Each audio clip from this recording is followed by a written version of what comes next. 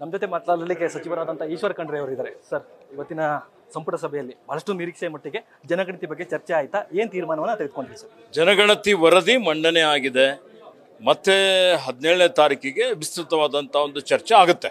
Sir, ರಾಜ್ಯದ ಈ ಸಮುದಾಯಗಳು ನಿಮ್ಮ ಸರ್ಕಾರದ ಮೇಲೆ ಏನು ನಿರೀಕ್ಷೆ ಇಡಬಹುದು 17ನೇ ತಾರೀಕು ಅಂತ? ಸಮುದಾಯದ ನಿರೀಕ್ಷೆಗೆ ತಕ್ಕಂತೆ ಸರ್ಕಾರ ತೀರ್ಮಾನ ಮಾಡುತ್ತೆ.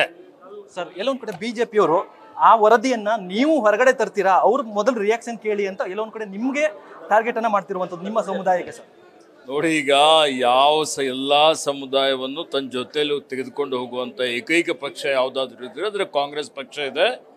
ಈಗಾಗಲೇ ಮಾನ್ಯ ಮುಖ್ಯಮಂತ್ರಿಗಳು ಹೇಳಿದ್ದಾರೆ, ವರಿಷ್ಠರು ಈಗಾಗಲೇ ತೀರ್ಮಾನ ಮಾಡಿದ್ದಾರೆ, ಹೇಳಿದ್ದಾರೆ, ಯಾವ ಸಮುದಾಯಕ್ಕೂ ಅನ್ಯಾಯ ಆಗದ ರೀತಿಯಲ್ಲಿ ಜಾತಿ ಗಣತಿ ವರದಿ ಇವತ್ತು ಅದು ಮಂಡನೆ ಆಗುತ್ತೆ.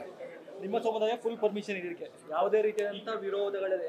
ನೋಡಿ, ನಾನು ಈಗಾಗಲೇ ಹೇಳಿದ್ದೇನೆ, ಜಾತಿ ಗಣತಿಯಲ್ಲಿ ಏನಿದೆ ಇವನ್ನ ಯಾರು ಅಧ್ಯಯನ ಮಾಡಿಲ್ಲ. ಜಾತಿ ಗಣತಿ ಅಧ್ಯಯನ ವರದಿ ಈಗ ಅಧ್ಯಯನ ಮಾಡಿದ ಮೇಲೆ ಅದರ ಸಾಧಕ ಬಾಧಕಗಳನ್ನು ನೋಡಿ ಏನು ಮುಂದಿನ ಕ್ರಮ ತೆಗೆದುಕೊಳ್ಬೇಕು ಅಂತ ಹೇಳಿ ಸಚಿವ ಸಂಪುಟ ತೀರ್ಮಾನ ಮಾಡ್ತದೆ. ಅಲ್ಲಿ ತನಕ ಏನು ಬೇಡ ಮಾತಾಡಬಾರ್ದು. ಹೌದು. ಇವಿಷ್ಟು ಸಚಿವರಾದಂತಹ ಈಶ್ವರ್ ಖಂಡ್ರೆ ಅವರ ಮಾತಾಗಿತ್ತು. ಕ್ಯಾಮ್ರಾಮನ್ ಮಂಜುನಾಥ್ ಹೊಸಕೋಟೆ ಜೊತೆ Ganapati, news first Bengaluru. News first ನಿರ್ಭೀತಿಯಿಂದ ನಿಮ್ಮ ಪರವಾಗಿ.